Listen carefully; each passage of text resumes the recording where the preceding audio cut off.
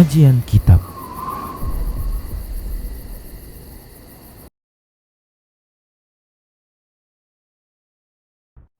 Assalamualaikum warahmatullahi wabarakatuh. Innal hamdalillah nahmaduhu wa nasta'inuhu wa nastaghfiruh wa na'udzu billahi min shururi anfusina wa sayyiati a'malina. May yahdihillahu fahuwal muhtad wa may yudlil falan tajida lahu waliyyan mursyida. Asyhadu an la ilaha illallah wa asyhadu anna Muhammadan abduhu wa rasuluh alladzi la nabiyya ba'dah. Wa qala Allah subhanahu wa ta'ala, ya ayyuhalladzina amanu taqullaha haqqa tuqatih wa la tamutunna illa wa antum muslimun.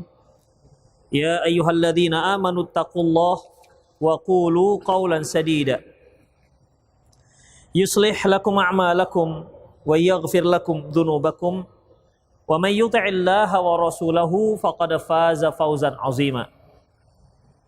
Ya ayyuhan nasu taqu rabbakumul ladzi khalaqakum min nafsin wahidah wa khalaqa minha zawjaha wa batha minhuma rijalan katsiran wa nisaa'a wattaqullaha alladzi tasaaluna bihi wal arham innallaha kana 'alaikum raqiba.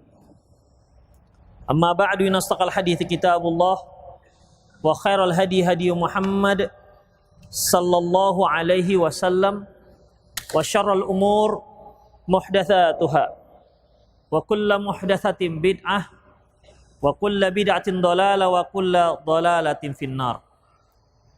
Ikhwati wa akhwat rahimani Allah wa iyyakum.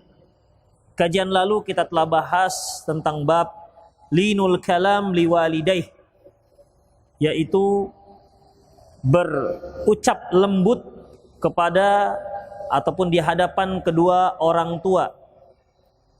Linul kalam, berbicara lembut, termasuk dalamnya yaitu doa kepada kedua orang tua.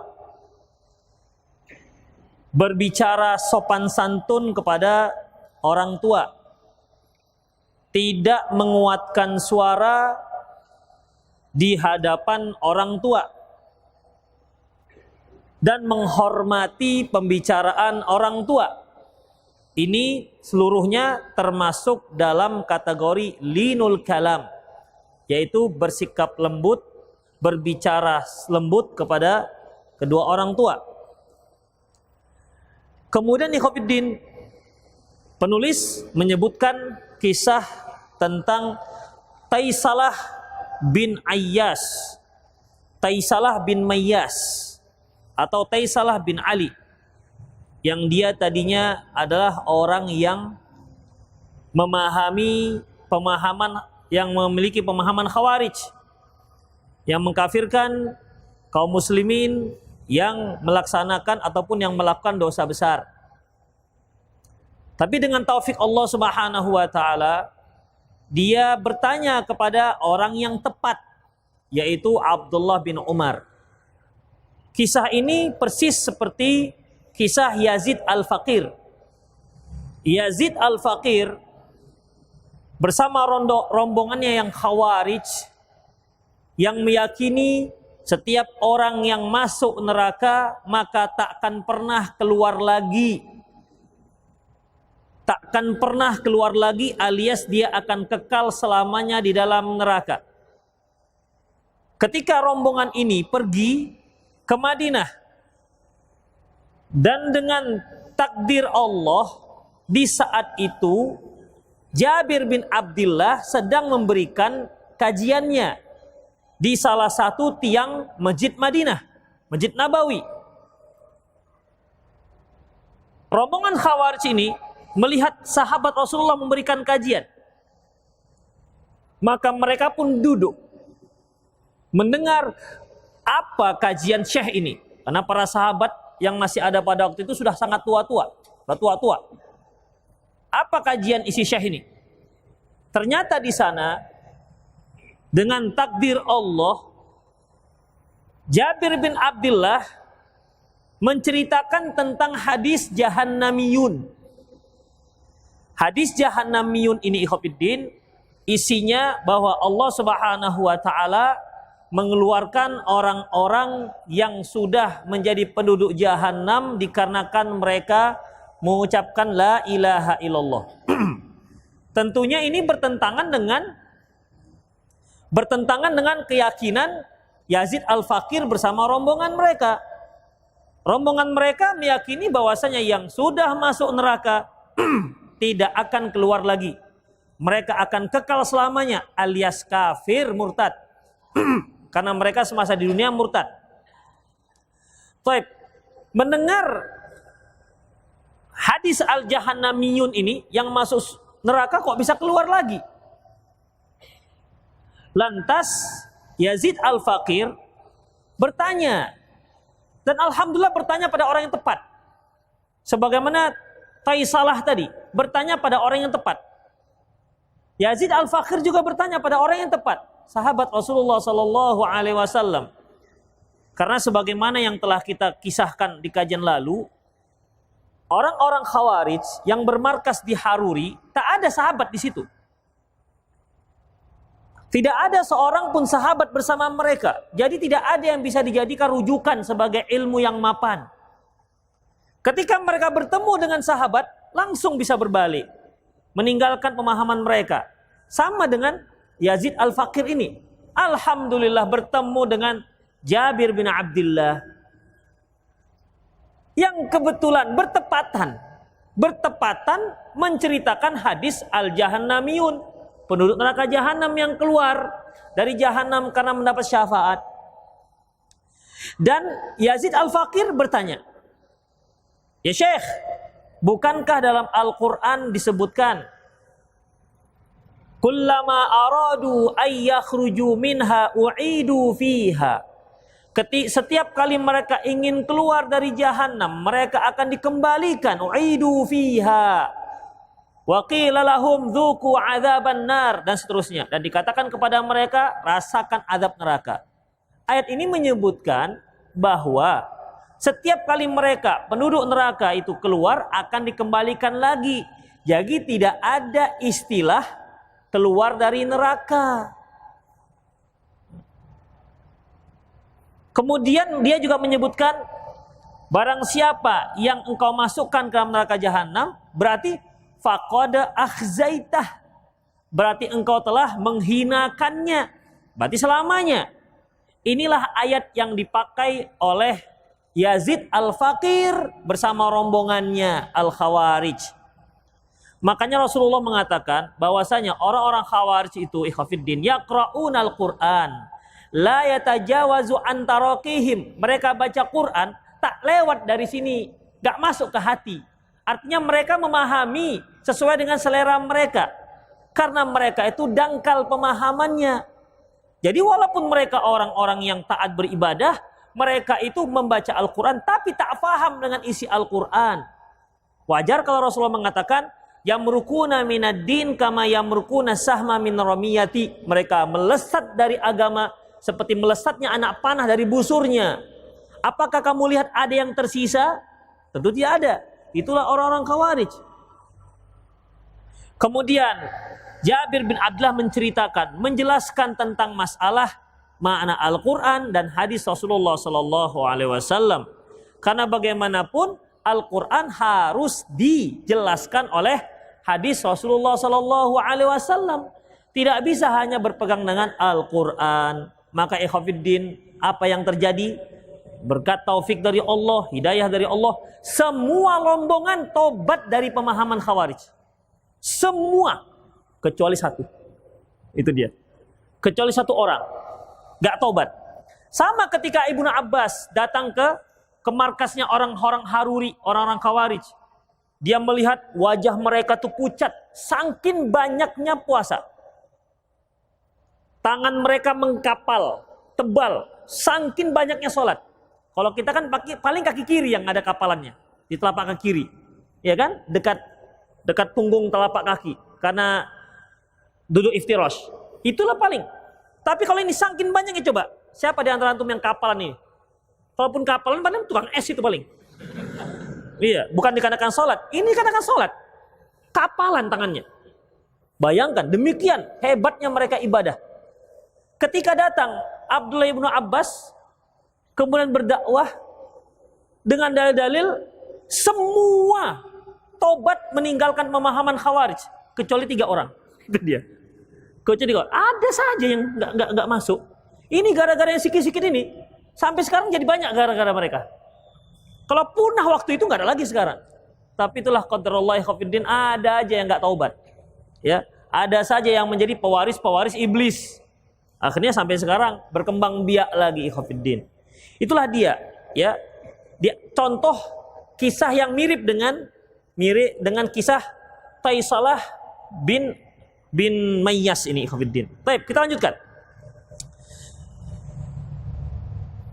Babul jazail walidain. Bab membalas kedua orang tua. Membalas jasa kedua orang tua. Qala musannif rahimahullah. Berkata penulis rahimahullah. Siapa penulisnya? Imam Al-Bukhari. Babul jaza al-walidain. Bab membalas jasa orang tua. An Abi Hurairah radhiyallahu an. Dari Abi Hurairah radhiyallahu an, anin Nabi sallallahu alaihi wasallam. Dari Nabi sallallahu alaihi wasallam beliau bersabda, la yajzi'ul waladun walidahu illa ayyajidahu mamlukan fayashtariyahu fayu'tiqahu. Bahwasanya seorang anak tidak akan bisa membalas jasa walidahu, ayahnya,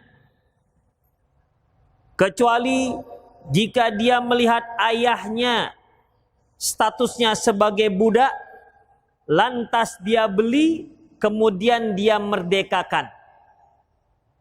Tidak akan bisa seorang anak membalas jasa orang tuanya, kecuali kalau dia lihat orang tuanya hamba sahaya, itu dek jatuh nanti tuh. Itu siapa orang tuanya? Baik, apa tadi? Orang tuanya. Antum ujungnya aja orang tuanya. Tidak akan dapat seorang anak membalas jasa orang tuanya, kecuali kalau dia lihat orang tuanya itu statusnya sebagai hamba, lantas dia beli dan dia merdekakan. Kalau seperti ini, bisa dia membalas jasa kedua orang tuanya. Berarti khofiddin, untuk seperti kita sekarang ini, tak ada seorang anak pun yang bisa membalas jasa kedua orang tuanya. Kenapa? Tidak ada orang tua yang sekarang status sebagai hamba sahaya atau budak. Tidak ada. Ya. Jadi kalau Rasulullah Sallallahu Alaihi Wasallam bersabda, la yajzi'u waladun walidah. Bahwasanya seorang anak tidak akan dapat membalas jasa walidahu, itu artinya ayahnya. Penyebutan ayah di sini ikhwatiddin bukan berarti kalau ibunya bisa, enggak.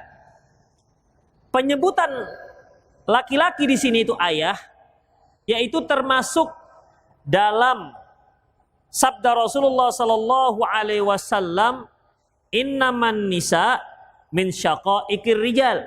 Sesungguhnya kaum wanita termasuk saudara kandungnya kaum laki-laki. Artinya hukum untuk kaum wanita itu juga hukum untuk laki-laki. Baik, ketika di sini disebutkan walidahu, seorang anak tidak akan bisa membalas jasa ayahnya. Artinya ayah di sini termasuk juga dia juga tidak akan bisa membalas jasa ibunya. Jadi bukan penyebutan di sini hanya ayah dengan artian kalau ibu bisa kita balas, enggak. Nanti akan disebutkan hadis berikutnya, contoh dengan seorang ibu bukan dengan seorang ayah. Kemudian ikhwatiddin rahimanallahu wa iyyakum, disebutkan di sini kecuali jika dia lihat orang tuanya sebagai budak, lantas dia beli kemudian dia merdekakan. lantas dia beli, kemudian dia merdekakan. Kalimat lantas dia beli, kemudian dia merdekakan, ikhwatiddin, ini cara untuk membalas jasa kedua orang tua.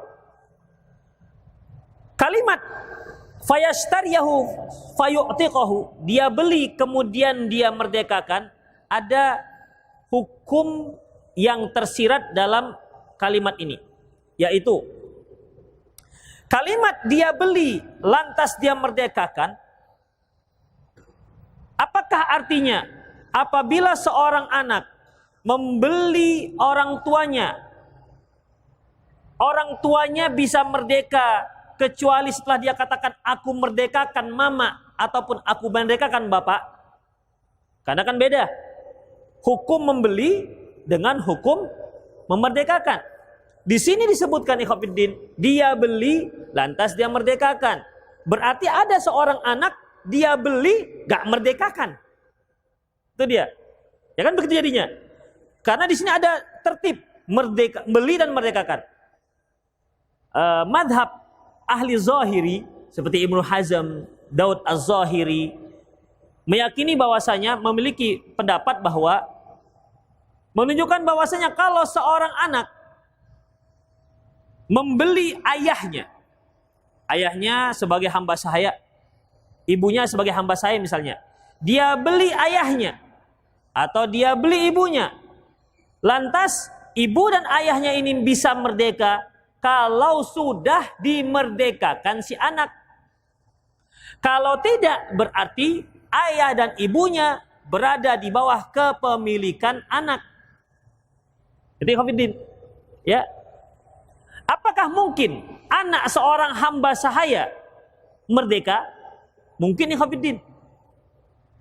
Apabila seorang hamba sahaya perempuan dia dimiliki oleh seorang laki-laki, lantas digauli oleh laki-laki ini yang merdeka ini, ya, yang merdeka. Karena seorang laki-laki merdeka ketika dia memiliki hamba sahaya perempuan, gak perlu dia nikahi, gak perlu dia akad. Dengan membeli, dia sudah halal bagi si laki-laki tersebut. Dan antum gak usah kepingin punya hamba sahaya, nikah aja. Jangan bayang-bayangkan, enak juga ya. Payah nih yang belum nikah nih, susah ini, harus dijelas-jelaskan ini. Jadi, ikhwatiddin, ketika dia membeli, ya, punya seorang hamba sahaya wanita, dia gauli dan lahirlah seorang anak, anaknya ini ikut nasab ayahnya, bukan ibunya. Anaknya merdeka jadinya. Ya, anaknya jadi merdeka. Dan apabila si tuan meninggal, barulah si perempuan hamba sahaya lagi menjadi merdeka. Itu aturannya. Ya. Jadi bisa saja ketika lahir si anak, kemudian si ayah, si anak ayah dan si anak menjual ibunya, kan bisa aja. Demikian. Kemudian ikhwatiddin, setelah itu mungkin si anak membeli orang tuanya. Jadi madhab zahiri mengatakan, karena di sini fayashtariyahu fayu'tiqahu, ya, dia membeli kemudian dia merdekakan. Madhab ahli zahiri mengatakan bahwasanya ibu yang dibeli oleh si anak, ibu hamba yang dibeli oleh seorang anak, maka dia tidak akan otomatis merdeka kecuali kalau sudah dimerdekakan oleh si anak. Namun jamaahirul ulama, hanya saja jumhur para ulama menegaskan bahwasanya apabila seorang anak membeli hamba sahaya yang dia adalah ibunya, begitu dia beli, sudah otomatis tuh ibu menjadi merdeka walaupun tanpa niat dimerdekakan oleh si anak. Ini ikhwatiddin. Ya. Ini dia. Adapun kalimat fayashtariyahu fayu'tiqahu, dia beli kemudian dia merdekakan, ini maksudnya ikhwatiddin suatu paket yang menyebutkan bahwasanya dia akan dibalas oleh jasa tersebut. Si anak sudah membalas jasa si ibu. Demikian ikhwatiddin. Jadi dia beli sudah otomatis dia merdekakan. Itu ikhwatiddin. Jadi jumhur para ulama mengatakan bahwasanya kalau seorang anak membeli ibunya atau ayahnya yang statusnya hamba sahaya, ketika dia sudah berpindah milik dari si A ke si anak, otomatis ibu dan ayahnya sudah merdeka. Karena tidak boleh seorang anak memiliki hamba sahaya ibu dan bapaknya sendiri. Ketiga berarti, hukum yang ketiga. Yaitu, itu kan kalau ayah dan ibu. Bagaimana kalau misalnya kakek, ya, kakek, bapaknya kakek, atau anak, cucu, cicit misalnya, yang ke atas dengan yang ke bawah. Jumhur ulama juga mengatakan bahwasanya, ya, semua yang memiliki mahram, yang ke atas dan yang ke bawah, ketika dibeli oleh salah seorang mereka, anak misalnya membeli kakeknya, otomatis kakek menjadi merdeka. Anak, seorang ayah membeli anaknya yang jadi budak, otomatis si anak menjadi merdeka. Atau membeli cucunya yang jadi budak, otomatis si cucu menjadi merdeka. Hanya yang ada khilafiyah di kalangan para ulama, bagaimana kalau ke samping? Kalau ke atas merdeka, bawah merdeka, samping bagaimana? Seperti saudara dan seterusnya. Ya, saudara perempuan, saudara laki-laki, itu pembahasan khusus ikhwafiddin. Jadi di sini ikhwafiddin, maksud daripada fayashtariyahu fayutiqahu, dia beli kemudian dia merdekakan, bukan berarti, ya, bukan berarti hukum tersebut harus dia merdekakan dulu. Enggak. Ya, bukan. Begitu dia beli, maka dia sudah otomatis merdeka. Ikhwatifiddin rahimanallah wa iyyakum. Itulah beberapa hukum yang ada dalam hadis ini. Ya tentunya untuk zaman sekarang tidak bisa seorang anak berbakti membalas jasa orang tua dengan cara seperti ini. Karena tidak ada sekarang orang tua yang statusnya sebagai hamba sahaya. Ini menunjukkan ikhwafiddin, tidak bisa, ya, tidak bisa apapun yang dilakukan oleh si anak, tidak bisa dia membalas jasa orang tuanya. Apapun ceritanya. Apapun ceritanya. Sebesar apapun jasanya terhadap orang tuanya.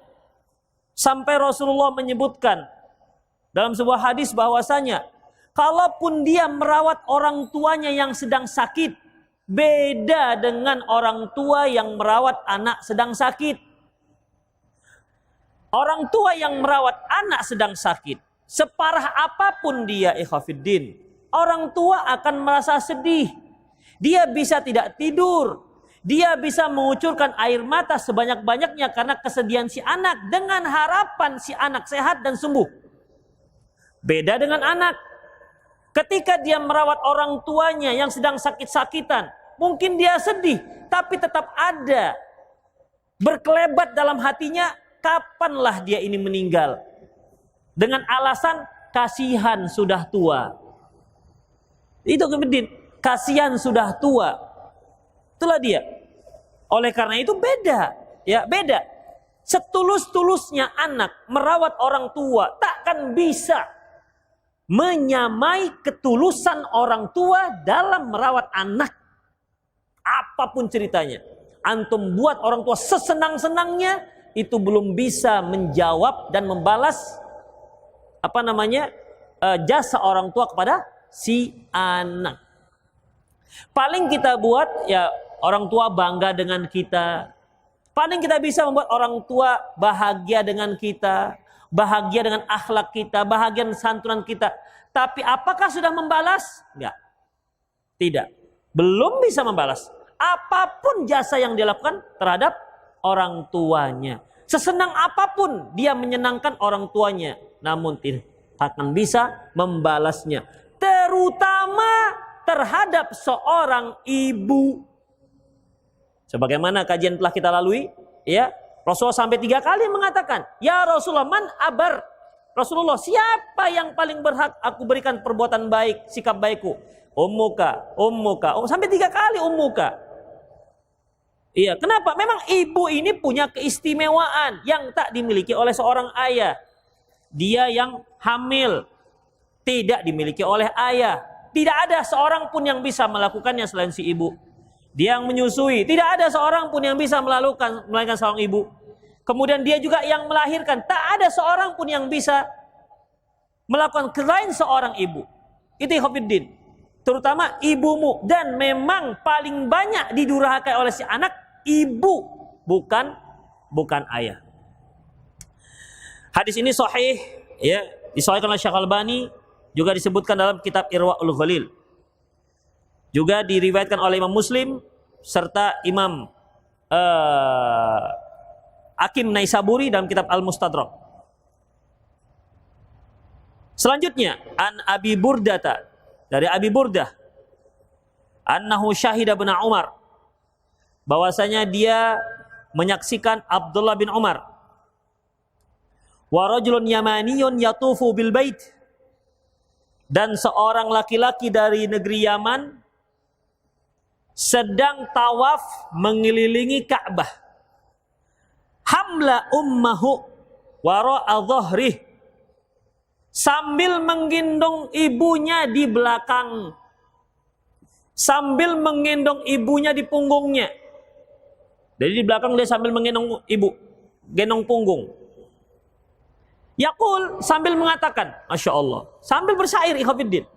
Dia sambil tawaf, gendong belakang ibunya, sambil mengucapkan sebuah syair. Apa dia?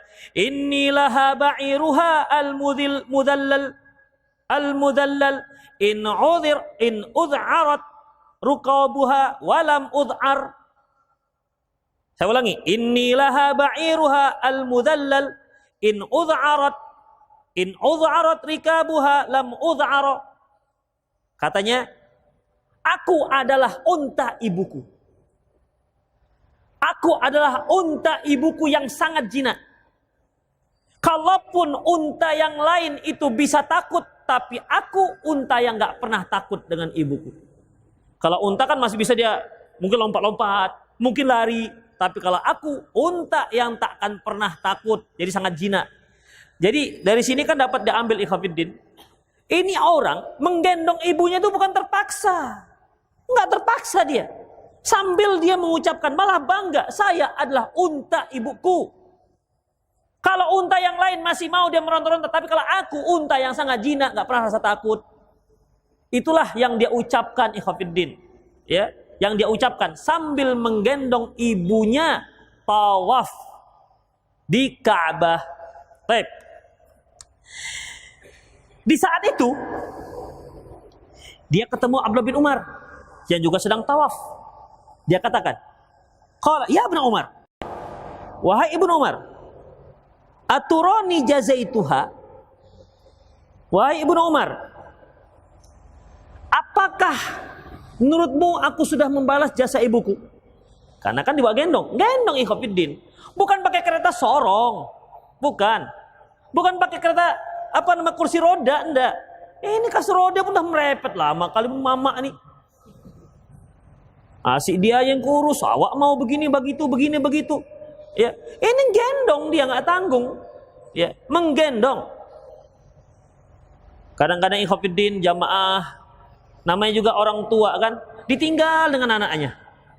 Kenapa? Karena kalau emak harus disorong dari hotel ke Masjidil Haram, terus dorong. Kadang-kadang nggak boleh masuk, ya kan? Kalaupun boleh, itu ke atas, naiknya ke atas memang berat. Begitulah orang tua. Iya, akhirnya mama tinggal aja ya lah ya mak ya. Akhirnya begitu ikhwatiddin. Ini digendong dengan dia maknya. Kita nggak tahu juga ini maknya ini gimana, apakah tinggi besar, apakah ringan, apakah kecil, Allahu a'lam. Yang jelas dia menggendong maknya. Coba siapa di antara antum yang pernah gendong maknya? Tunjuk tangan. Siapa di antara antum yang nggak pernah digendong mamanya? Nggak ada juga kan? Nggak ada yang pernah digendong, nggak ada yang pernah menggendong mamanya, dan juga nggak ada di antara kita nggak pernah digendong mamanya. Berarti kan mama semua yang betul, mama semua yang menang. Kita yang kalah terus, nggak bisa memberikan jasa. Baik. Dia tanya, ya Abdullah bin Umar, Kamu lihat saya gendong mama saya nih, ibu saya gendong, tawaf. Menurut Anda, ini sudah membalas jasanya enggak? Itu ikhwatiddin. Ini juga menunjukkan keikhlasan si anak. Ini kira-kira bisa enggak membalas jasa gitu. Ya. Dia si anak ini ingin mengetahui apa kira-kira yang bisa membalas jasa ibuku. Makanya ditanya. Kalau belum bisa, berarti aku harus berbuat lebih lagi. Ya, lebih lagi. Jadi dia bertanya kepada Abdullah bin Umar. Ini enggak cuman ngasih sarapan ibu bubur rasanya sudah macam, sudah membalas jasa, sudah hebat. Itu pun pakai bentak-bentak lagi. Mama makanlah, Mak. Nanti Mama sakit. Memang tujuannya bagus, tapi bentaknya itu enggak enak. Makan, Mak. Itu ikhwatiddin. Ya, tujuannya baik, tapi bentak-bentaknya itu yang orang tua membuat menjadi ngelongso. Kasihan ikhwatiddin. Jadi ikhwatiddin, begitulah ya. Kita temui orang tua kita sedang sakit. Ternyata dia BAB di kasurnya. Coba, ikhlas enggak bersihkan BAB-nya itu? Insyaallah. Ya. Paling dia nanti pakai masker. Coba orang tua kita ketika beresi BAB kita ada yang pakai masker. Pakai tabung gas yang Israel itu ada.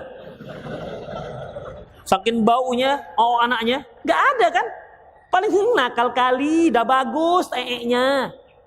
Kan kalau anak yang baru lahir itu kan hitam. Lama-lama kan menguning. Seneng ikhwatiddin. Alhamdulillah sudah bagus nya. Bagus nya coba. Bagus nya, seneng, semakin bau. Itulah orang tua ikhwatiddin. Coba ada nggak anak kita merawat? Iya, alhamdulillah mama bagus nya. Nggak ada, ya nggak ada. Mama kenapa nggak pergi ke toilet? Begitulah ikhwatiddin. Makanya kalau dibanding-banding nggak bisa memang. Apalagi kalau yang sudah pernah menjadi orang tua, baru dia terasa, ya baru terasa. Baik. Qala kata Abdullah bin Umar, la, nggak ada, ya, tidak ada, tidak bisa membalas jasa orang tua, wala bizafratin wahidatin, bahkan tidak bisa membalas satu sekali sakit saja yang dia rasa ketika melahirkan si anak. Zafrah ini ikhwatiddin, rasa sakit yang membuat tersengal. Jadi itu zafrah namanya, ya. Kalau seorang ibu yang lagi melahirkan, itu kan nggak sekali sakit seret keluar, enggak. Itu berkali-kali sakitnya. Mungkin bisa 1 hari sebelum sudah berkontraksi sakit, kemudian dia sakit begitu berkali-kali.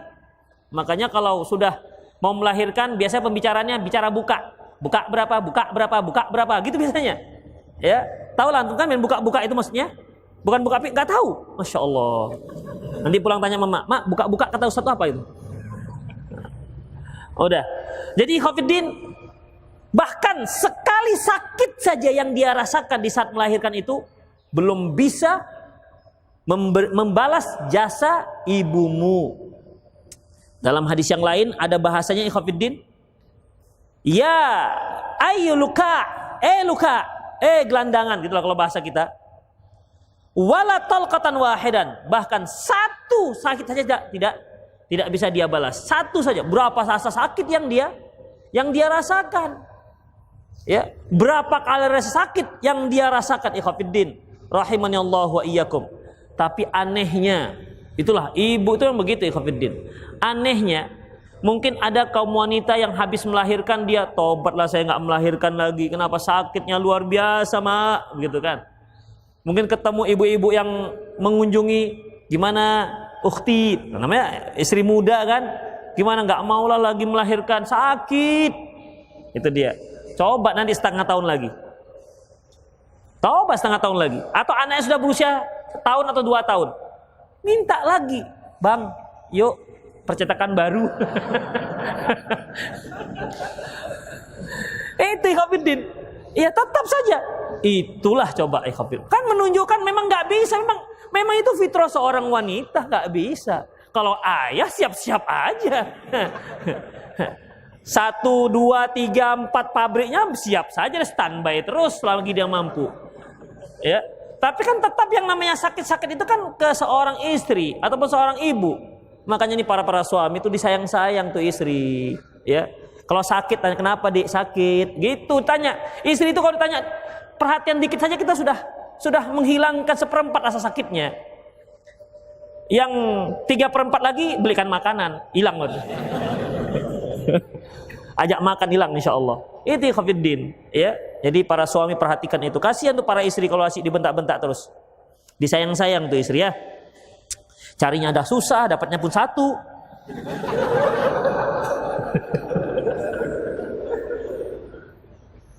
Udah. Kemudian khafiddin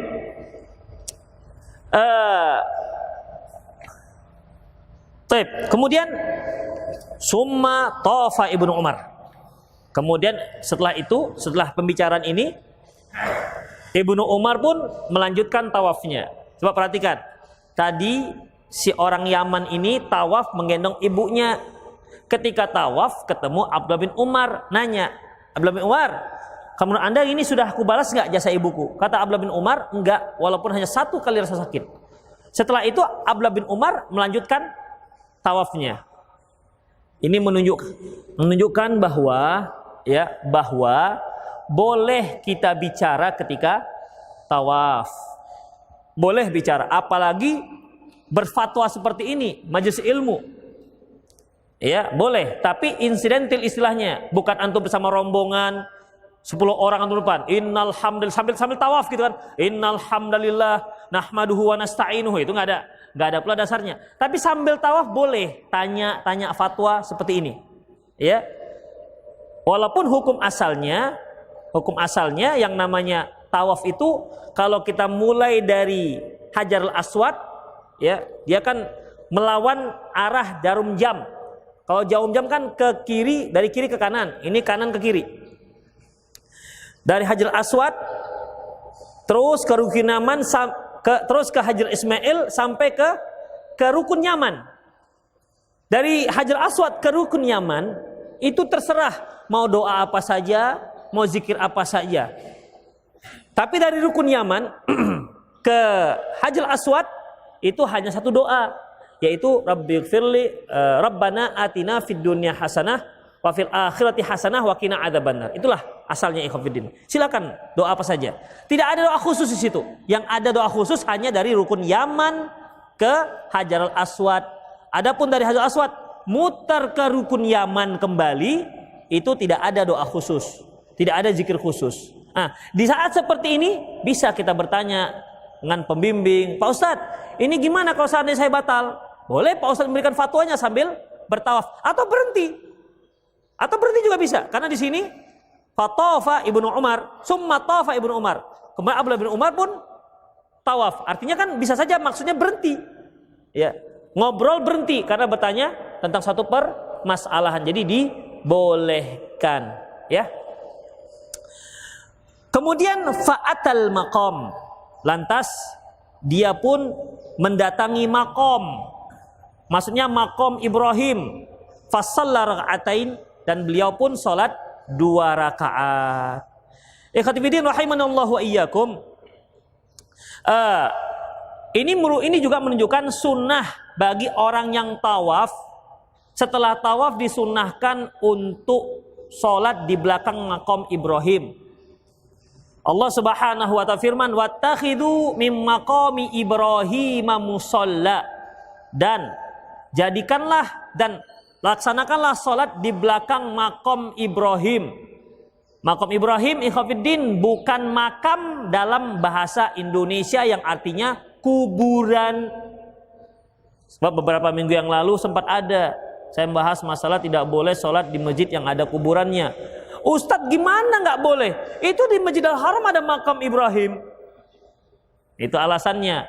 Padahal itu makam bukan kuburan, tapi tempat kakinya Ibrahim, tempat berpijaknya Ibrahim alaihi salam. Ikhwatiddin, awalnya belum ada disyariatkan sholat di belakang makam Ibrahim. Kisahnya awalnya ikhwatiddin, terjadi pada Umar bin Khattab radhiyallahu anhu dari Anas bin Malik qala, kata Umar bin Khattab, wafaqtullah fi thalathin. Aku mendapat taufik dari Allah untuk 3 hal. Pertama, qultu ya Rasulullah, aku katakan, wahai Rasulullah, law ittakhadta maqama Ibrahim musalla. Ya Rasulullah, kalau engkau salat di belakang makam Ibrahim 2 rakaat. Fa anzalallah fattakhidhu min maqami Ibrahim musalla. Setelah itu turunlah ayat perintah wattakhidhu min maqami Ibrahim musalla. Sejak saat itulah ikhwatiddin, ya, disunnahkan bagi setiap yang tawaf setelah 7 kali putaran selesai, dia untuk sholat di belakang makam Ibrahim. Kalau seandainya dia tidak dapatkan, maka terus di belakang makam Ibrahim yang lebar ke belakang. Kalau tidak juga, Lajnah Imam mengatakan silakan dia sholat di tempat mana saja, ya, yang bisa dia lakukan sholat. Yang jelas sholat 2 rakaat. Jadi itu ikhwatiddin. Padahal sebelum turunnya ayat, Umar sudah menyarankan Rasulullah kalau sholat 2 rakaat di makam Ibrahim. Baru setelah turun ayat, Rasulullah menetapkan disunnahkan untuk sholat 2 rakaat di belakang makam Ibrahim. Pokoknya kalau kita masuk Masjidil Haram, kalau kita tawaf, tak perlu sholat tahiyat masjid. Tawaf, sholat 7 kali, sholat 2 rakaat. Udah. Habis itu mau tawaf lagi silakan. Kemudian habis itu sholat 2 rakaat. Masih kepingin lagi, tawaf lagi, sholat 2 rakaat. Boleh, silakan. Sesanggupnya. Makanya ikhwatiddin, yang dianjurkan itu perbanyak tawaf, bukan perbanyak umroh ketika kita di sana. Karena memperbanyak umroh atau berkali-kali umroh dalam satu safar tidak ada dasarnya dari Rasulullah dan juga tidak ada dasarnya dari sahabat. Kalau dia tetap mau umroh berkali-kali juga, pergi dulu ke Madinah. Dari Madinah dia sudah umroh, mau balik lagi umroh, silakan dia ke Madinah. Ambil lagi mikot di sana. Tapi kalau dia di Mekah, ikhwatiddin, tidak pernah ada. Rasulullah pernah tinggal di Mekah selama 15 hari, tak pernah umroh berkali-kali. Para sahabat juga begitu, tak pernah umroh berkali-kali. Jadi sunnahnya sekali safar itu 1 kali umroh. Yang berkali-kali itu adalah tawaf, silahkan sesanggupnya. 1 hari itu mau 10 kali juga boleh. Demikian ikhwatiddin, rahimanallahu wa iyyakum. Tapi kalau dia masuk Masjidil Haram, mau masuk tidak boleh oleh polisi karena dijaga sudah penuh di pelataran makam, di pelataran tawaf, maka dia boleh sholat tahiyat al-masjid. Itu ikhwatiddin, rahimanallahu wa iyyakum. Itu yang pertama. Yang kedua, qultu ya Rasulullah, kata Umar, yadkhulu alaikal bar wal fajir. Sesungguhnya yang datang mengunjungi Anda itu ada orang baik, ada orang enggak baik. Falau amarta ummahatil mu'minin bil hijab. Sangat bagus sekali kalau Anda perintahkan bagi ummahat mukminin, artinya istri-istri beliau, supaya pakai hijab. Maka turunlah ayat hijab. Ya ayyuhan nabiyyu qul li azwajika wa banatika wa nisa'il mu'minat, seterusnya. Tapi Umar sebelum sudah ngomong, sebelum turunnya ayat. Yang ketiga, kata Umar, ketika sampai kepadaku bahwasanya Rasulullah tak enak hati dengan istri-istrinya. Lantas kata Umar mendatangi para istri, kalian kalau seperti ini membuat susah Rasulullah, nanti Allah akan tukarkan kalian dengan perempuan yang jauh lebih baik dari kalian. Jadi jangan macam-macam dengan Rasulullah. Habis itu turun ayat, ya, asa rabbuhu in talaqakunna ayyubdilahu azwajan khairam minkunna. Bisa saja kalau beliau menceraikan kalian, Allah akan tukar dengan istri-istri yang lebih baik daripada kalian. Mau apa enggak? Turun ayat. Tadinya adalah omongan Umar bin Khattab. Makanya Rasulullah katakan, seandainya ada orang yang mendapat ilham setelahku, maka Umarlah orang yang mendapat ilham. Jadi 3 ayat turun itu sebelumnya sudah diomongin oleh Umar bin Khattab radhiyallahu anhu. Jadi di sini salatlah Abdullah bin Umar di belakang makom Ibrahim. Kemudian summa qala, atas dia berkata, ya bena Abi Musa, wahai anaknya Abu Musa, maksudnya Abu Musa al-Asy'ari, inna kulla raka'ataini tukaffirani ma amamahuma. Sesungguhnya 2 rakaat, salat 2 rakaat akan menghapuskan dosa setelahnya. akan menghapuskan dosa yang terjadi depannya, setelahnya. Itu ikhwatiddin azinallahu. Jadi intinya hadis ini menunjukkan pada kita bahwasanya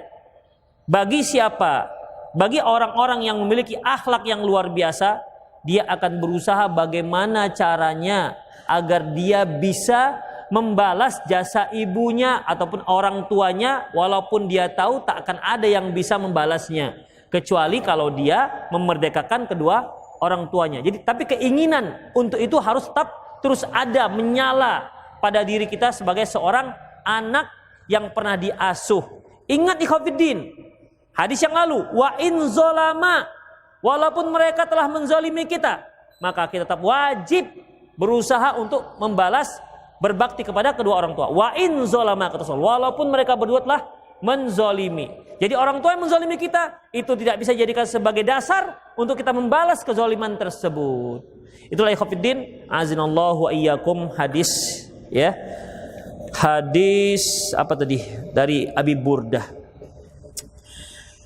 Ya, cukup, semoga bermanfaat. Aku qouli hadza wa astaghfirullah li wa lakum wa lisal muslimin innahul ghafurur rahim.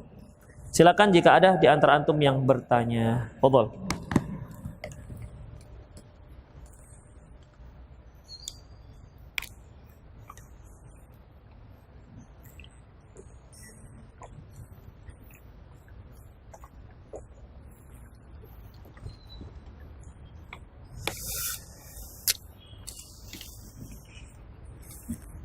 Lagi? Bis?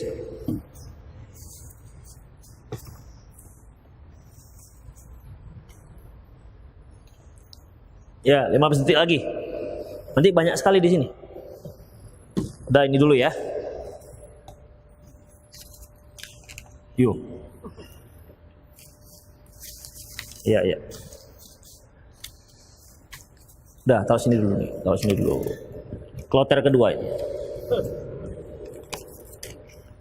Ustadz, saya mau bertanya, samakah kedudukan orang tua dan mertua dalam kita berbakti kepada mereka? Tidak sama. Ya, tidak sama. Orang tua tidak sama dengan mertua. Orang tua tidak sama dengan mertua. Kalau dia seorang anak laki-laki, maka dia tetap bertanggung jawab terhadap kedua orang tuanya. Baktinya kepada orang tuanya di atas dari yang lain, dari kerabatnya. Kalau antara orang tua kandung dan mertua meminta bantuan kita, sementara kita tidak bisa memberikan bersamaan sekali dua, maka yang pertama dan yang wajib bagi kita orang tua terlebih dahulu. Apabila seorang istri mengetahui suaminya senantiasa mengirimkan uangnya, memberikan subsidi kepada ibunya ataupun ayahnya 1 bulan sekian misalnya, maka berbahagialah. Berarti suaminya seorang anak yang soleh, dengan harapan semoga anaknya juga akan soleh seperti ayahnya. Namun bukan berarti kita mengabaikan mertua. Enggak, mertua itu termasuk kerabat kita yang terdekat. Namun kalau dibandingkan orang tua tak sama. Makanya tidak bisa seorang istri protes dengan ucapan, abang hanya memberikan orang tua abang saja, sementara orang tuaku tak pernah abang beri. Ini keliru ucapannya. Suami tidak berwajib menyantuni mertua, beda dengan orang tuanya. Ya, beda dengan orang tuanya. Demikian ikhwatiddin. Jadi harus tahu posisinya. Ya, tentunya kalau si suami bisa menyantuni kedua-duanya, tentu itu akan lebih afdol. Itu ikhwatiddin. Ya, jadi nggak sama antara mertua dengan orang tua. Orang tua yang dimaksud orang tua kandung. Ingat. Ya. Orang tua yang dimaksud orang tua kandung, bukan tiri. Kalau tiri itu sama seperti kerabat-kerabat yang lain. Bagaimana pendapat Ustadz tentang LDDI, Lembaga Dakwah Islam Indonesia?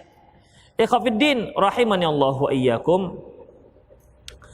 Kalau berita terakhir Allahu alam, nggak tahu, karena saya lihat para jamaah-jamaah begini itu ada perbaikan-perbaikan setelah ada kritikan-kritikan, kemudian hadis-hadis itu ada kebaikan, ada mulai bagus. Ya, saya masih ingat lagi jamaah tablik dahulunya main gulung kaki, sekarang sudah potong.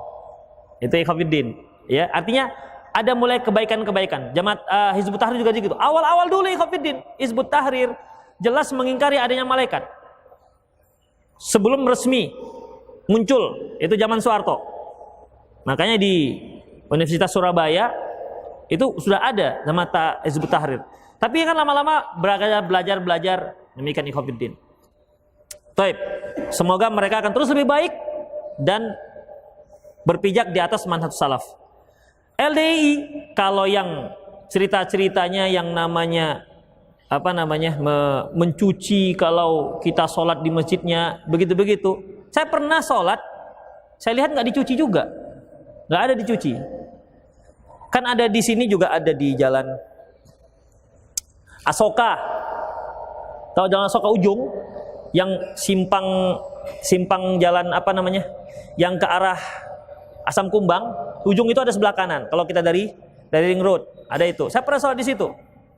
Ya, tengok nggak juganya diusap-usap.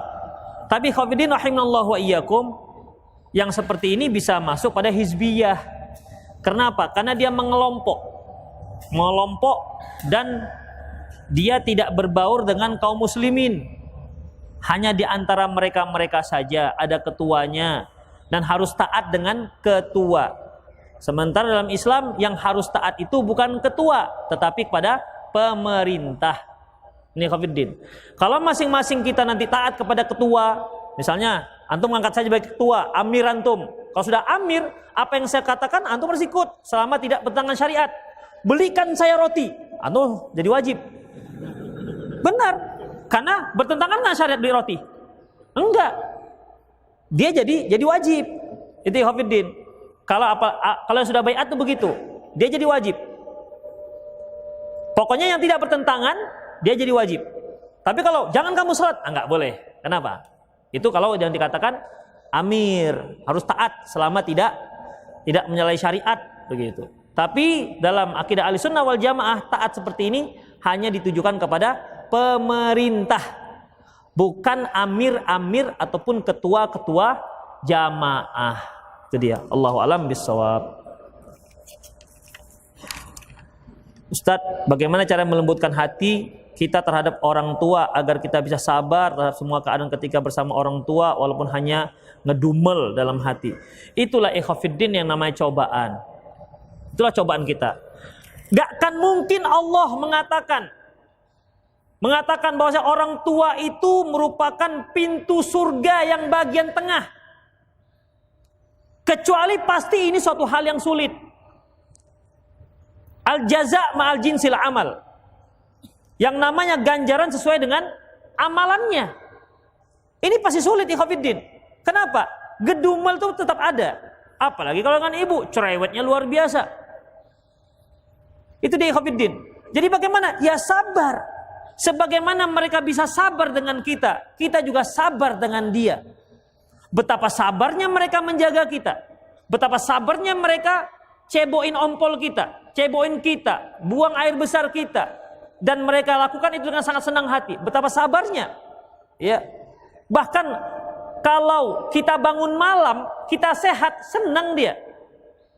Padahal kita bangun malam itu bukan karena sakit, karena lasa. Gak tidur kita malam, ya. Orang tua bangun gak tidur, senang. Kenapa? Yang penting anaknya sehat. Padahal gak tidur malam. Kan ada jenis anak ini, kalau sudah malam main aja begitu, main aja. Ada, ya gak tidur malam dia. Kalau siang tidur aja. Bukan berarti ada gen kampret. Memang ada jenis anak seperti itu. Demikian ikhwatiddin, ya.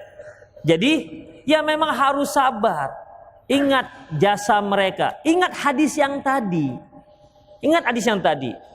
Mereka meminta kita satu hal yang gak seberapa yang mereka inginkan. Mungkin hanya menyuruh kita masak nasi lah. Atau ikhwafiddin, antum yang sedang kuliah. Mereka itu ingin antum itu sukses dalam kuliahnya. Sehingga apapun yang mereka jual di kampung sana, itu mereka rasakan ada balasannya. Jangan sudah pulang, pergi dari kampung, meninggalkan kampung, kuliah di USU, tiba di USU, main ke internet aja. Ya. Atau ada jenis yang lain, yaitu asik sibuk organisasi aja kerjanya. Akhirnya apa? 6 tahun kuliah, baru tamat kuliah. Hampir di DO baru. Ada seperti itu. Nggak boleh. Itu amanah. Antum pulang pergi dari kampung ataupun orang tua melepas antum datang ke kampus, itu amanah, antum harus kuliah. Makanya kawan-kawan kita yang di UGM itu pintar-pintar luar biasa. Ya. Bukan dangak-dangak gitu cara mikirnya. Ya, bahasa mana dangak-dangak ya. Iya. Bukan Pentium 1 gitu enggak. Lama loadingnya, muter-muter gitu baru mikir. Enggak, pintar-pintar ikhwatiddin. Kenapa? Amanah. Karena orang pintar itu ikhwatiddin, walaupun dia nggak cerdas, kalau dia amanah, insya Allah dia sungguh dia akan menjadi pintar. Lah dia ikhwatiddin. Ya, jadi itu amanah. Ya, senangi orang tua antum dengan seperti itu, supaya antum juga mendapat hidup yang berkah. Apakah maksiat di 10 hari Zulhijjah lebih besar dosanya daripada buat kebajikan? Lebih besar, Pak. Ikhwatiddin, Allah Subhanahu wa ta'ala firman, "Inna iddatash syuhuri 'indallahi 12 syahran fi kitabillahi yawma khalaqas samawati wal ard minha arba'atun hurum fala tadlimu fihinna anfusakum." Sesungguhnya jumlah bulan yang ditetapkan Allah pada saat Allah menciptakan langit dan bumi, yaitu sebanyak 12 bulan. Minha arba'atun hurum. Di antaranya ada 12, di antara 12 bulan ini ada 4 bulan haram. Allah katakan fala tadlimu fihinna anfusakum. Jangan kalian menzalimi diri kalian pada bulan-bulan tersebut. Menzalimi diri ikhwatiddin yaitu melakukan maksiat. Karena setiap maksiat yang kita lakukan itu artinya kita merugikan diri kita sendiri. Baik, Allah katakan jangan kalian menzalimi diri kalian di 4 bulan ini. Terus yang 8 bulan yang lain apa boleh? Tetap nggak boleh. Allah sebutkan khusus menunjukkan ini lebih terlarang lagi, yaitu di 4 bulan haram. Zulqa'dah, Zulhijjah, Muharram dan Rajab. Di antara 4 bulan ini ikhwatiddin ada hari-hari yang terbaik. Apa itu? Yaitu 10 hari di awal bulan Zulhijjah. Sehingga Allah bersumpah wal fajr walayalin 'ashr. Demi fajar dan demi 10 hari. Ibnu Abbas mengatakan 10 hari yang dimaksud adalah 10 hari di awal bulan Zulhijjah. Wadhkurullah fi ayyamin ma'lumat. Wadhkurullah fi ayyamin ma'lumat. Dan ingat-ingatlah Allah pada hari-hari yang sudah diketahui. Ibnu Abbas mengatakan 10 hari di awal bulan Dzulhijjah. Makanya Allah katakan, "Ma min ayyamin amalin salih ahabbu ilallahi fihinna min hadhil asyarah." Tidak ada satu amalan soleh yang paling dicintai oleh Allah Subhanahu wa taala melebihi amalan soleh yang dilakukan di 10 hari di awal bulan Dzulhijjah. Qalu walal jihad fisabilillah. Ya Rasulullah, bahkan lebih hebat dibandingkan jihad fisabilillah. Walal jihad fisabilillah. Bahkan lebih hebat ketimbang jihad fisabilillah. Illa rajulun kharaja bi nafsi wa malihi wa lam yarji' min syai'. Kecuali kalau dia seorang keluar untuk jihad, bawa jiwa dan bawa hartanya dan tak pulang dengan apapun, artinya tewas dalam jihad. Kalau orang seperti itu lebih hebat dibandingkan amalan soleh di 10 hari di awal bulan Dzulhijjah. Itu ikhwatiddin. Jadi sekecil amalan apapun di awal bulan Dzulhijjah, ya, itu lebih hebat dibandingkan jihad fi sabilillah. Apapun, mulai zikirnya, baca Qur'annya, berbakti kepada orang tuanya, puasa juga boleh dari mulai tanggal 1 sampai tanggal 10, ya. Enggak lah, 10 mana boleh. 9, ya. Sampai tanggal 9. Apalagi saya juga sering katakan di antaranya amalan soleh mentraktir kawan makan. Tuh. Nah, itu dia. Termasuk ikhwatiddin.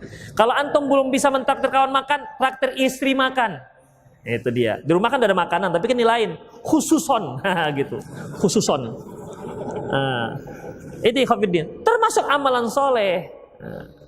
Apalagi kalau istri yang bayar juga termasuk amalan soleh itu, kalau istri yang bayar kita. Termasuk, bisa juga. Demikian. Jadi tinggal berlomba siapa yang beramal soleh duluan. Itulah. Fastabiqul khairat. Nah, itu dia. Demikian ikhwatiddin ya. Jadi kalau dia beramal soleh berlipat ganda, kalau dia dosa juga berlipat ganda. Ustadz, mengapa puasa Arafah yang dimaksud akan dihapuskan dosa setahun yang akan datang, dan dosa seperti apa? Rasulullah bersabda, "Siyamu yauma Arafah tukaffir sanata madiyah wal baqiyah." Puasa hari Arafah mengampunkan dosa 1 tahun sebelumnya dan 1 tahun setelahnya. Dosa yang bagaimana? Itu dosa-dosa kecil saja. Adapun dosa besar tidak akan terampuni kecuali kalau taubatan nasuhah. Dia pernah curi amplifier orang, hampir dibakar dia, tapi sempat lari misalnya. Ya. Sempat lari. Tobat dia, pulangkan tuh amplifier, tobat nasuhah, baru terima doa tobatnya. Tapi kalau sekedar puasa Arafah, amanlah, ampun dosanya ini. Amplifiernya masih dia gunakan untuk joget-joget misalnya, tak bisa. Apakah sama hukum memakai jam dari besi dengan cincin dari besi? Beda. Jam dan besi itu beda. Ya, jam itu berada di pergelangan tangan, cincin di jari. Jadi harus membedakan ya antara cincin dan jam.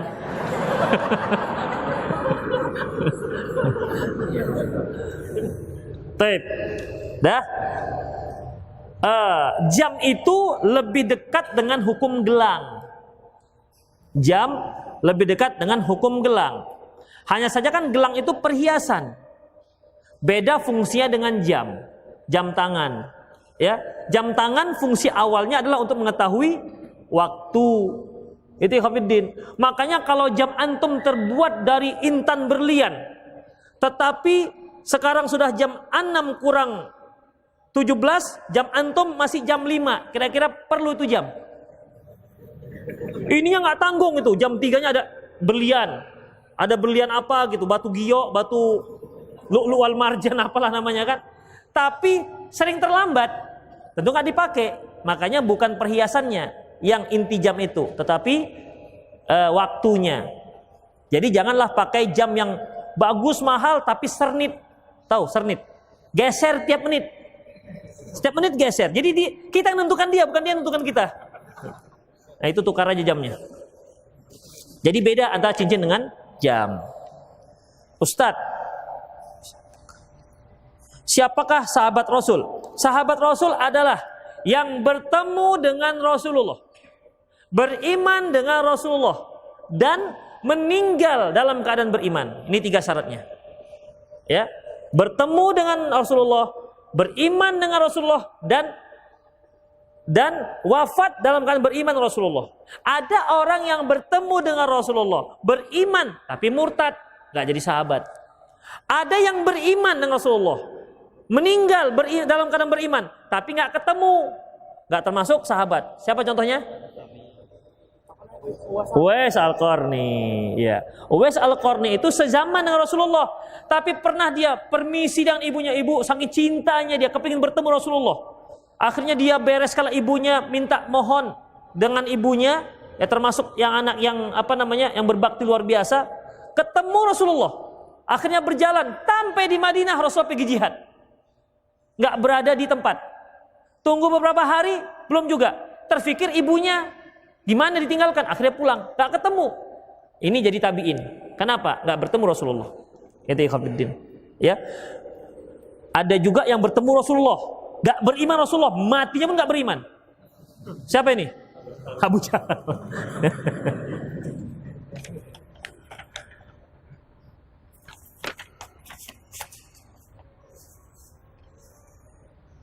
Ustadz, saya punya teman karena syubhat takfiri. Dia adalah ikhwan salafiyin. Kok masih bisa ikhwan salafiyin dengan takfiri? Caranya untuk mengajaknya kembali kepada sunnah. Ikhwafiddin, kalau antum tidak bisa bicara langsung, berikan aja buku-buku. Bahaya-bahaya takfiri kan banyak sekali ikhwafiddin. Ya, bahaya-bahaya takfiri, bahaya khawarij. Karena ikhwafiddin sekarang kan nggak ada orang, saya takfiri loh, kan mana ada? Mana ada begitu? Dia nggak sadari. Ya, saya ini teroris loh, mana ada seperti itu? Ya, saya ini radikal loh, nggak ada. pasti dia merasa itu sebuah perjuangan yang harus diperjuangkan sampai titik darah penghabisan. Makanya perlu semangat itu kita arahkan dengan memberikan buku-buku begitu. Ya Allah panjangnya. Assalamualaikum Ustaz, teman saya punya hutang sama ana, total hutangnya sekitar 10 juta, jatuh tempo hutangnya sudah habis. Ana tagih ke beliau, beliau jawab belum punya uang. Ana kasih tempo waktu lagi 2 bulan. Setelah 2 bulan ana tagih, beliau jawab tunggu cair kredit uang dari bank. Beliau berhutang di bank riba untuk bayar hutang ke ana. Gimana Ustaz? Apakah uang harus ana terima? Karena ana tahu uang tersebut dari hutang riba. Lagi pula, ana sangat butuh uang untuk pembangunan rumah ibu ana. Mohon penjelasan, terima aja. Itu riba dia. Capek bacanya aja.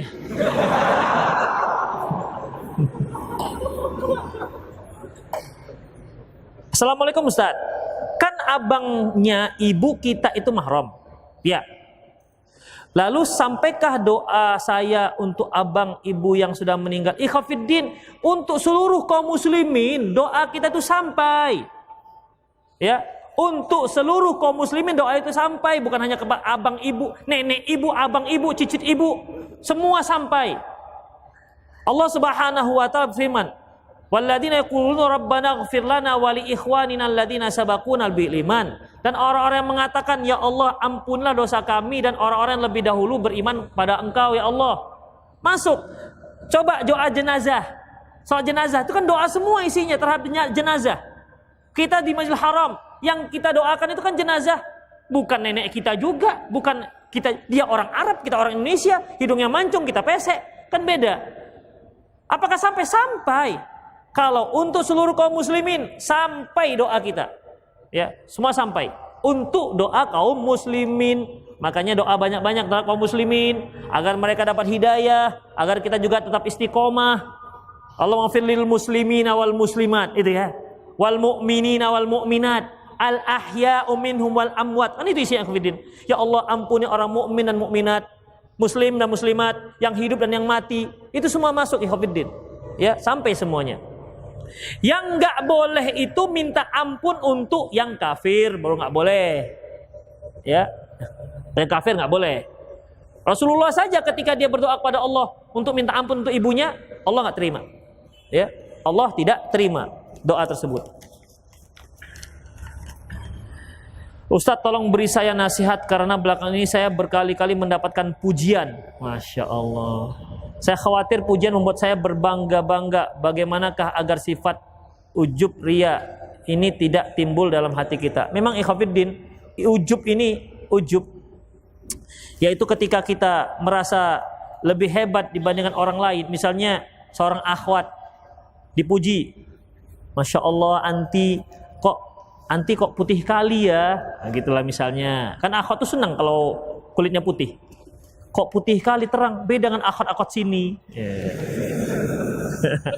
Anti ada keturunan bulenya ya, bukan salah bule. Ada bulenya misalnya, ya. Itu bagaimanapun senang ikhwafiddin, ya. Apalagi kalau ikhwan yang muji, antara sama-sama pejaka, sudahlah selesai itu. Jadi bagaimana ikhwafiddin untuk menghilangkan ujub? Untuk menghilangkan ujub, apakah dikarenakan fisik? Apakah dikarenakan kepintaran? Ataukah dikarenakan kesolehan? Itu semua ikhwafiddin kita harus ketahui bahwa itu merupakan pemberian dari Allah Subhanahu wa taala. Mana yang ada angklung ini? Bunyi angklung. Itu merupakan pemberian Allah Subhanahu wa taala. Dan silahkan ucapkan doa ini. Allahumma la tu'akhidni bima yaqulun. Ya Allah, janganlah engkau azab aku akibat pujian mereka. Waghfirli fima la ya'lamun. Ampunilah aku atas dosa yang dia enggak tahu. Waj'alli khairum mimma yazunnun. Dan jadikanlah aku lebih baik daripada apa yang dia sangka. Ikhwafiddin, kenapa seorang memuji seorang ustadz? Kenapa seorang memuji seorang ikhwan? Kenapa seorang memuji seorang akhwat? Kenapa seorang memuji kiai? Sekarang seorang memuji syekh. Itu semua karena satu. Kenapa? Dia nggak tahu aib mereka, itu aja. Sementara tidak ada manusia di muka bumi ini yang nggak punya aib. Makanya ada orang dekat dengan ustadz, dekat, lama-lama ketahuan aibnya. Cem gini rumah Pak Ustadz, nyesal kali aku dekat-dekat. Kenapa? Baru ketahuan. Tadinya Masya Allah Ustadz hebat segala macam, macam lah. Kenapa? Belum tahu aib Pak Ustadz. Makanya ikhwatiddin, kalau kita ngambil uswah, jangan ambil uswah Pak Ustadz, kecewa antum, kecewa. Ambil uswah langsung dari Rasulullah SAW. Ya, anda bisa kecewa nanti. Demikian juga teman yang antum anggap sudah lama ngaji. Ya, antum puji-puji dia, Masya Allah istiqomah segala macam. Cingkrangnya udah nggak tanggung, sudah kadang-kadang bukan lagi setengah betis, sudah hampir bawah lutut udah. Saking naiknya, naik kurang tinggi kurang di bawah lutut sudah melebihi. Hebat segala macam. Kenapa? Dia belum tahu aibnya ikhwatiddin. Makanya ketika kita dipuji orang, satu saja. Ingat, dia itu belum tahu aib kita. Itu ikhwatiddin. Kalau dia sudah tahu, jangan harap dia puji. Jangan harap. Makanya jangan terlalu bangga dengan pujian orang. Jangan. Ya.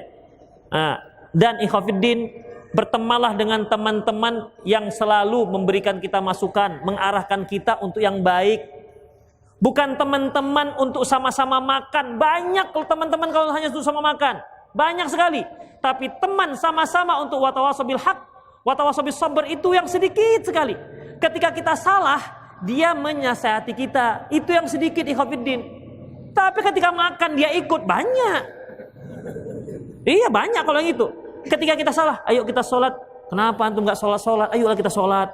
Itu baru teman namanya ikhwatiddin, mengingatkan kita di saat kita terjerumus, menyabarkan kita di saat kita sedang tertimpa musibah. Itu baru teman. Kalau kata Imam Syafi'i, kalau kalian punya teman yang soleh, dapat pegang dia, jangan kalian lepas.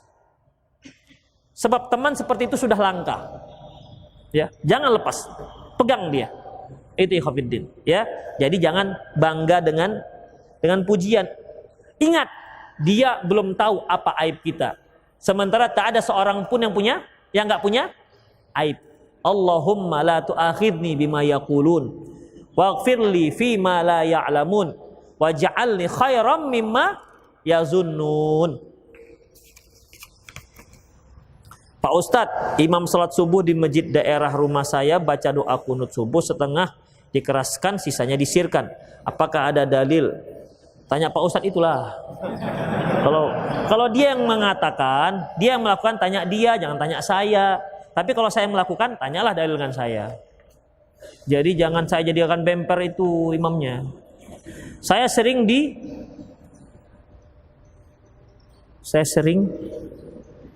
nggak tahu. Dia pakai, dulu kan ada tulisan steno gitu. Iya, Masya Allah panjang. Kita baca zaman atau jawabannya singkat. Ustadz, kakak saya punya anak laki-laki umur 13 tahun yang sekolah di pondok pesantren. Apabila keponakan saya itu mendapat izin pulang ke rumah, maka yang dilakukan di rumah adalah nonton sinetron, film barat atau film orang dewasa, main PS. Intinya kegiatannya tidak menunjukkan kalau dia anak pesantren. Ironisnya, kakak saya mendiamkannya saja, tidak menasihati anaknya. Salat subuh di masjid pun anaknya susah dibangunkan sampai telat berjamaah. Pertanyaan, apakah anak tersebut atau anak kakak saya yang salah atau siapa yang berdosa di antara mereka? Aduh, nanya siapa yang berdosa? Ikhwatiddin, perhatikan ya. Ketika antum pertama antum harus pahami pendidikan itu merupakan tanggung jawab orang tua. Itulah yang pertama. Adapun sekolah itu membantu. Ya, apalagi ibu itu madrasatul kubro. Ibu itu merupakan madrasah yang besar. Madrasah pertama untuk generasi. Kalau kalian siapkan ibu yang baik, berarti kalian sedang menyiapkan generasi yang terbaik. Makanya pilihlah calon-calon istri yang memang madrasah yang kubro. madrasah yang terbaik. Kalau yang punya madrasahnya sudah mulai doyong, runtuh, tukar dengan madrasah yang lain. Kasihan itu anak ketimpa madrasah, ketimpa genteng. Makanya ikhwatiddin, kalau tuh madrasah tidak bisa diperbaiki, dia doyong, sudah di ganjal sana ganjal sini, tapi bawaannya bawa doyong aja, sudah daripada menimbulkan korban yang isinya orang belajar dalamnya, rubuhkan, ganti dengan yang lain. Iya, cari yang bataku. Jadi yang belajar di dalamnya itu, tenang. Demikian ikhwatiddin. Itulah makanya kita disuruh mencari istri yang solehah supaya madrasahnya itu bagus. Karena kita tuh sering di luar ikhwatiddin. Itu dia, ya. Jadi itu yang pertama ikhwatiddin. Kemudian seperti menyuruh anak sholat, itu kan awalnya tugas orang tua. Muru auladakum bis sholati wa hum fi sab'i sinin. Perintahkan anak kalian sholat di saat mereka usia 7 tahun. Wadribu 'alaiha wa hum 10 sinin. Pukul dia di saat mereka sudah berusia 10 tahun. Itu orang tua. Demikian. Makanya ketika antum menyekolahkan anak ke pesantren, jangan lepas tangan.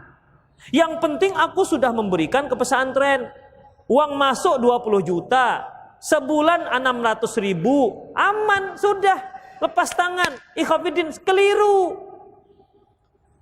Ingat, ketika orang tua punya anak 5 orang, dia kewalahan mendidik anaknya. Konon lagi di pesantren, 1 orang tua, anak yang 40. Bisa diperhatikan satu-satu sebagaimana kita memperhatikan anak kita yang 5 orang, yang 4 orang, yang 3 orang, yang 2 orang.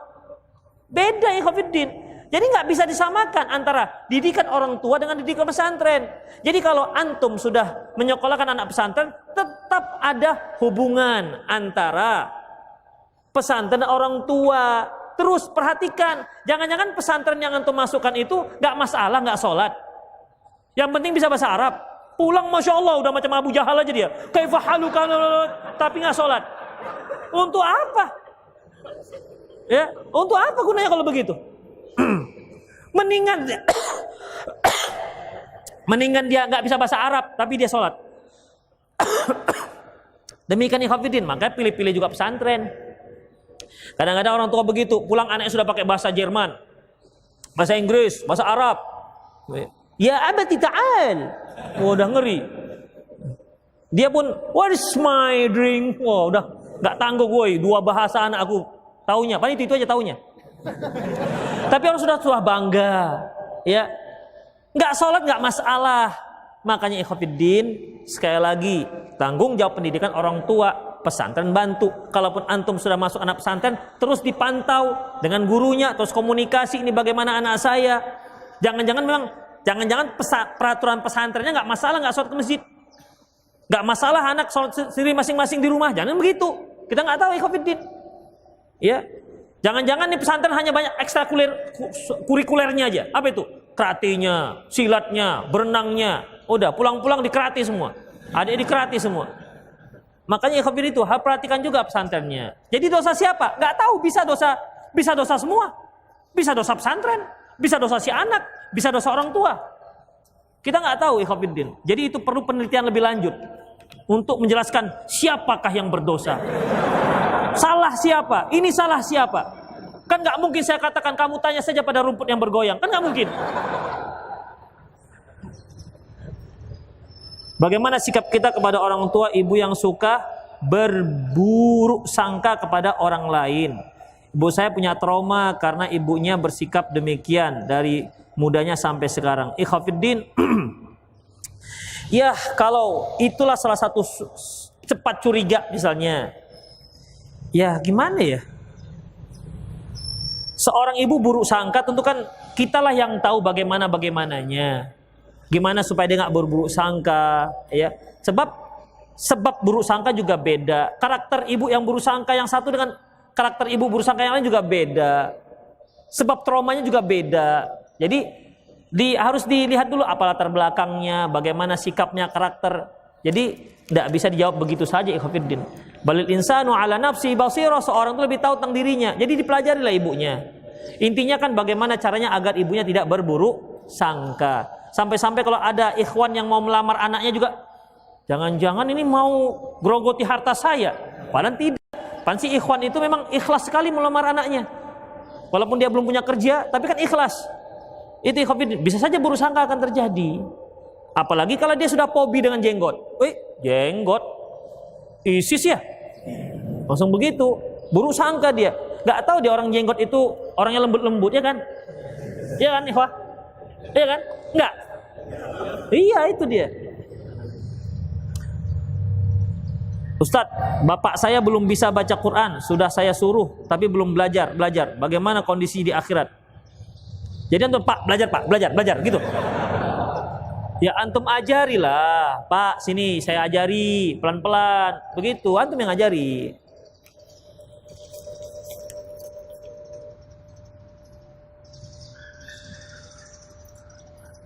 Udah habis waktunya. Nih, kita ambil satu aja ya, yang dari yang banyak ini, yang kloter kedua ini. Yang kecil mana tuh? Nah, nih. Surat Ibrahim ayat 4, kami tidak mengutus seorang rasul kecuali dengan bahasa kaumnya. Nabi Isa bahasa apa ini? Aram. Apakah Injil itu bahasa Aram? Sudahlah, antum gak usah cerita masalah Injil lah. Quran aja udah, ya Allah. Injil sudah lewat bahasanya. Udah lewat bahasanya. Mengenai bahasa Injil, bahasa Ibrani. Gimana bahasanya? Saya juga nggak tahu.